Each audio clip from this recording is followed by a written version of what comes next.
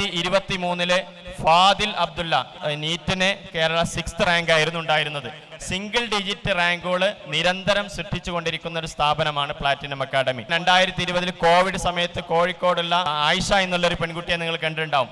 2020 നീറ്റിന് first rank ആയിരുന്നു, ഇപ്പൊ single digit റാങ്കാണ്. 2017 shuffle Maheen എന്ന കുട്ടി കീമില് ഫസ്റ്റ് റാങ്കും JEE അഡ്വാൻസ്ഡിൽ 4th റാങ്കുമായിരുന്നു.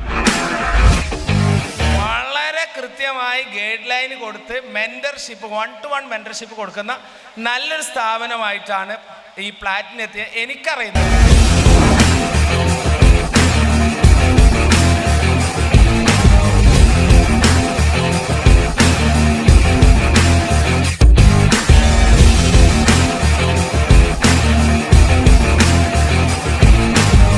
ഒന്ന്, taking A decision is very important. ഒരു തീരുമാനമെടുക്കുക എന്നുള്ളതാണ് ഏറ്റവും പ്രധാനം. ആ തീരുമാനം എങ്ങനെ എടുക്കണം? ഇന്ന് നമ്മൾ തീരുമാനം എടുക്കുന്നത് ആരെങ്കിലും പറയണത് കേട്ടിട്ടാ.